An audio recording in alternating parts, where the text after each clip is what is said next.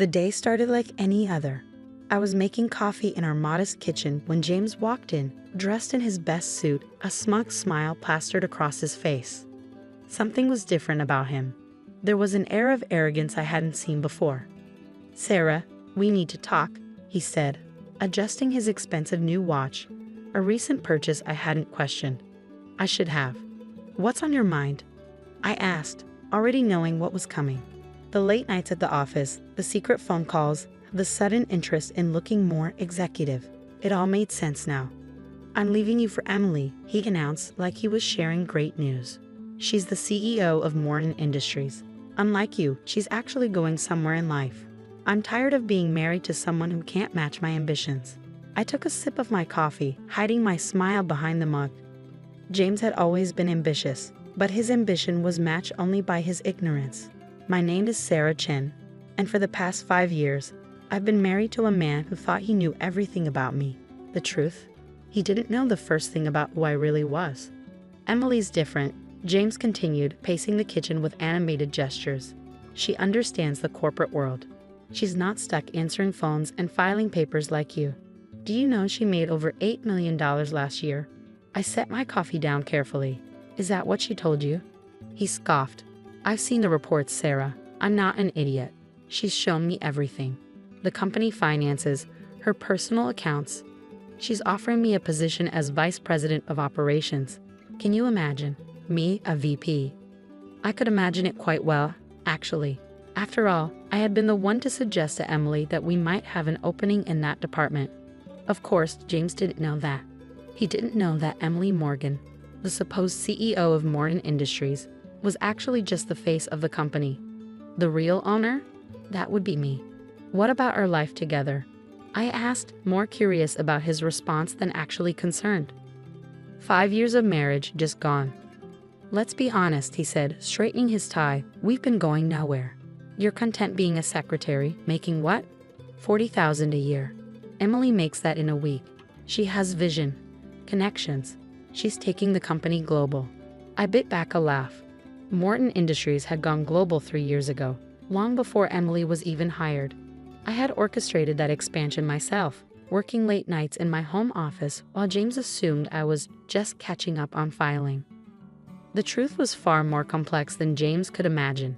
10 years ago, I inherited Morton Industries from my grandfather, who built it from the ground up. But he taught me something valuable before he passed. The best way to understand your company is from the ground up.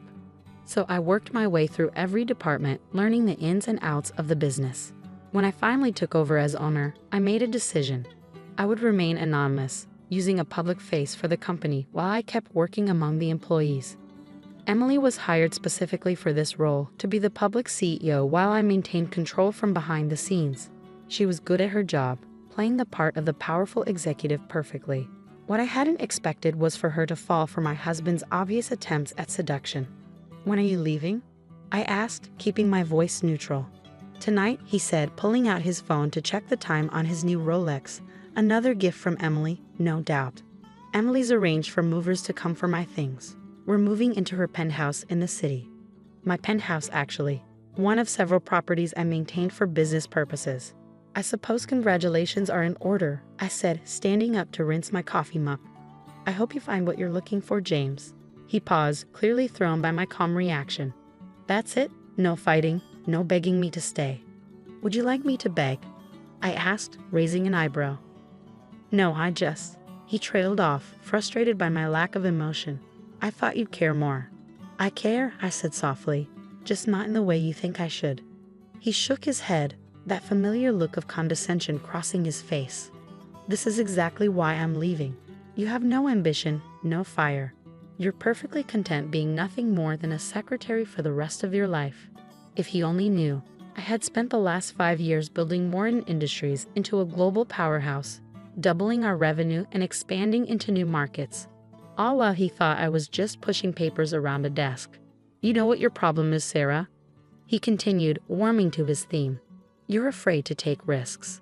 Emily, she takes what she wants. She's a real businesswoman." I smiled, thinking about the meeting scheduled for tomorrow morning. "You might be surprised about what I'm capable of, James." He laughed, the sound grating on my nerves. Right. Well, I got to go. Emily's expecting me for lunch to discuss my new position. Don't worry about the divorce papers.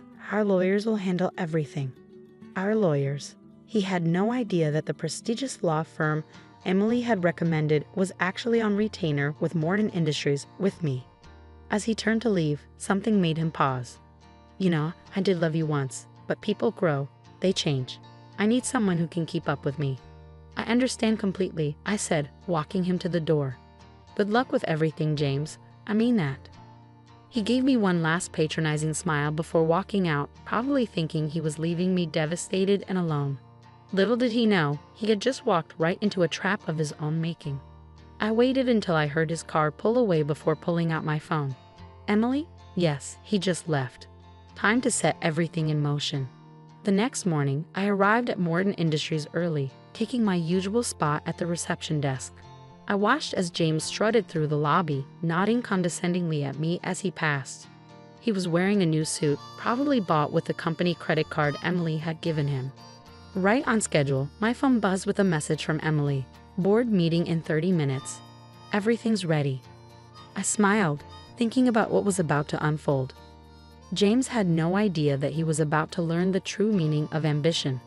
The boardroom at Morton Industries was impressive. Floor-to-ceiling windows overlooking the city skyline, a massive mahogany table that could seat 30 and state-of-the-art presentation screens on every wall. James sat near the head of the table, next to Emily, practically glowing with self-importance. I slipped in quietly, taking my usual spot in the corner where I would normally take minutes of the meeting. James didn't even glance my way. To him, I was invisible, just another part of the office furniture. Emily stood, commanding the room's attention. Good morning, everyone. Before we begin today's regular agenda, there's an important announcement. James straightened his tie, clearly expecting his promotion to be announced. The smirk on his face made my stomach turn. As you know, Emily continued, Morton Industries has been going through some significant changes. Today, we have a special guest joining us. She paused, looking directly at me. Ms. Chen, would you like to take over? The confusion on James's face was priceless as I stood up and walked to the front of the room. He looked between Emily and me, his brow furrowed, trying to understand what was happening. Thank you, Emily, I said, my voice clear and confident. For those who don't know me, I'm Sarah Chen, the owner of Morton Industries. The color drained from James's face. He gripped the arms of his chair, his knuckles turning white. Some of you may know me as Sarah from reception, or Sarah from HR, or even Sarah the secretary. For the past 5 years, I've worked in various positions throughout this company, learning every aspect of our operations from the ground up. I clicked through to the next slide, showing our latest quarterly results. Under this management structure, we've seen unprecedented growth. Our global expansion has exceeded all projections, and our profit margins have doubled in the past 3 years. James was shaking his head slowly, his mouth slightly open. I could see him putting the pieces together, all those late nights I spent catching up on filing. The mysterious business trips Emily took that always seemed to coincide with major company decisions.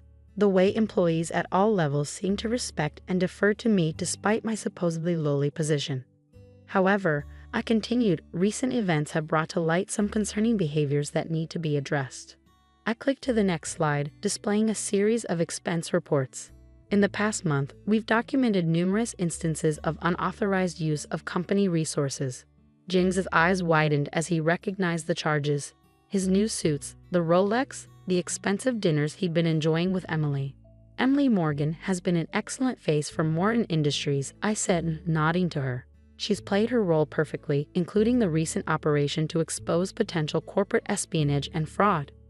Emily stood up, moving away from James. Mr. Chen here has been attempting to gain access to confidential company information through, let's say, personal means. She placed a folder on the table. Every conversation, every promise of position and power, every attempt to access restricted data has been documented. James jumped to his feet. This is ridiculous. Emily, what are you doing? We had an agreement. No, James, Emily replied calmly. You had an agreement with the person you thought I was. My real agreement is with Morton Industries and Sarah. I could see him crumbling, his perfectly constructed world falling apart.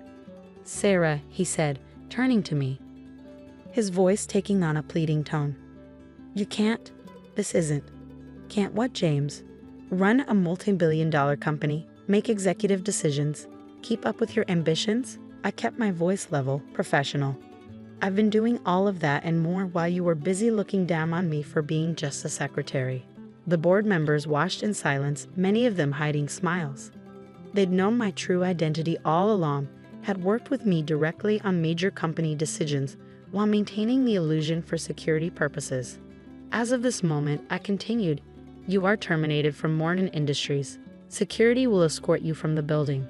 I nodded to the two guards who had entered quietly during my presentation. "The police have also been notified about the unauthorized use of company funds. They'll want to speak with you about that." "You can't do this," he sputtered, his face red with rage and humiliation. "I'm your husband." "Actually," I said, sliding another folder across the table. "As of this morning, that's no longer true either. These are divorce papers, James. Everything's been arranged. Given the documented evidence of your attempted corporate espionage and fraud, I don't think you'll want to contest anything." He stared at the papers, then at me, then at Emily. The realization of how completely he'd been outplayed finally seemed to hit him. His shoulders slumped in defeat. "Mr. Chen," one of the security guards said firmly, "please come with us." As they led him out, I turned back to the board. "Now, shall we discuss our actual quarterly projections?" The meeting proceeded as normal after that, though I could see the impressed looks on the board members' faces. They'd known I was capable, but watching me handle James had shown them another side of my leadership. Later that evening, I sat in my real office, the CEO's suite on the top floor, looking out over the city. Emily knocked and entered, carrying 2 glasses of champagne. "Well," she said, handing me one, "that went even better than we expected." I took a sip, savoring the moment. He made it easy, really. His ego was always his weakness. "Still," Emily said, sitting down across from me, "it couldn't have been easy, watching him dismiss you all those years, knowing what you really were." I thought about it for a moment. You know what the funny thing is? He always talked about ambition, about being something more, but he never once tried to really understand the business from the ground up. He just wanted the title, the corner office, the prestige. "And you?" Emily asked, though she knew the answer. "I wanted to build something real," I said, looking at the city sprawled out below us. "My grandfather taught me that to really lead, you have to understand every aspect of what you're leading. That's why I worked my way through every department, why I kept my identity hidden.